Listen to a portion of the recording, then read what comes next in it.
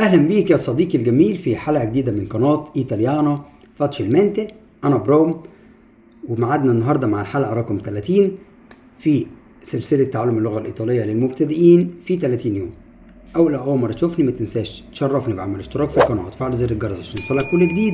ويلا بينا ندخل في الحلقة بتاعت النهاردة. الحلقة بتاعت النهاردة هي الحلقة الأخيرة من سلسلة تعلم اللغة الإيطالية للمبتدئين في 30 يوم، وبإذن الله الوقت الجاي هنزلك سلسلة تاني بتتكلم فيها عن أساسيات اللغة الإيطالية ولكن بشكل أعمق للمبتدئين خالص، من المستوى الآد زيرو لحد ما نوصل مع بعض للمستوى الآدوه، وبعدين نكمل بإذن الله لحد المستوى بيونو والمستويات الأكتر من كده.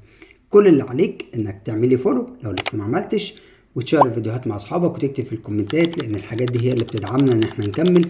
ومتنساش إنك لما بتشير الفيديو بتساعد غيرك إن هو يتعلم. لو المعلومة بتفيدك أكيد هتفيد غيرك. يلا بينا نبدأ في حلقة النهاردة، وكل اللي عليك انك تركز معايا. حلقة النهاردة سهلة، هنتكلم فيها عن لا فورما ريفليسيفا. طب يعني ايه لا فورما ريفليسيفا؟ يعني الصيغة الانعكاسية، او ايه هي الصيغة الانعكاسية ببساطة؟ الصيغة الانعكاسية ببساطة يا شباب هي لما الفعل بيكون بيعود على الفاعل نفسه. يعني مثلا هقول لك io mi lavo. io mi lavo يعني انا بغسل نفسي.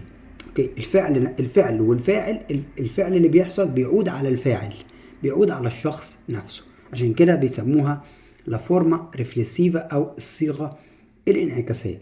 طب ببساطة بتتكون من ايه الصيغة الانعكاسية؟ بتتكون من برونومي ريفليسيفا زائد الفيربو، يعني بتتكون من الضمير الانعكاسي والفعل. طب ايه هي الضمائر الانعكاسية؟ لازم تكون حافظهم زي الضمائر الشخصية بالظبط.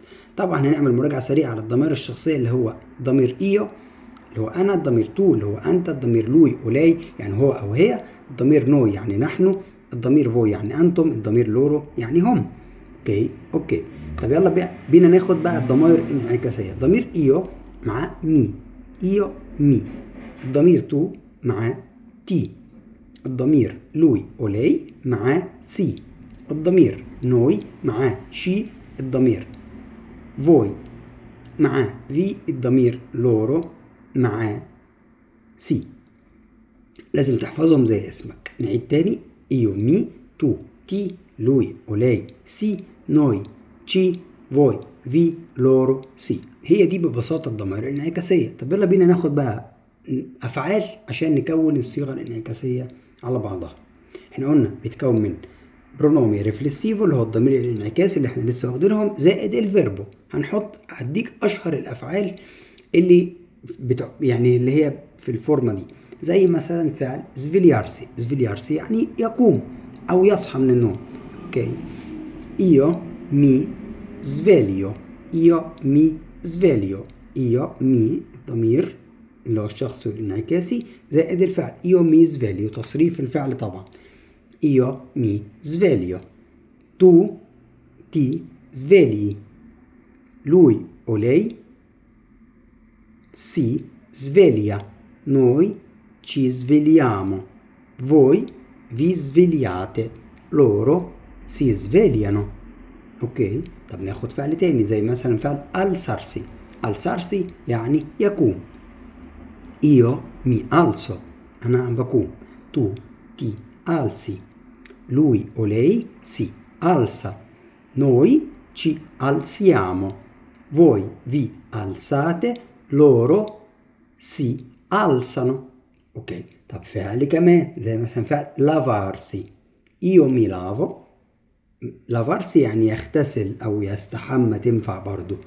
Io mi lavo. Tu ti lavi. Lui o lei si lava. Noi ci laviamo. Voi vi lavate. Loro si lavano. آخر فعل معانا هو فعل chiamarsi. Io mi chiamo. Tu ti chiami. Lui o lei si chiama. Noi ci chiamiamo. Voi vi chiamate. Loro si chiamano. وبس كده يا صديقي الجميل. وبكده نكون شرحنا مع بعض لا فورما ريفليسيفا ببساطة وبطريقة سهلة. كل اللي عليك انك لو اول مرة تشوفني متنساش تفعل اشتراكك للقناة وتفعل زر الجرس عشان يوصلك كل جديد، وما تنساش تستناني في السلسلة الجاية ان شاء الله هنكون بنتكلم فيها وبندخل فيها في تفاصيل اكتر في تعلم اللغة الإيطالية. Ci vediamo alla prossima.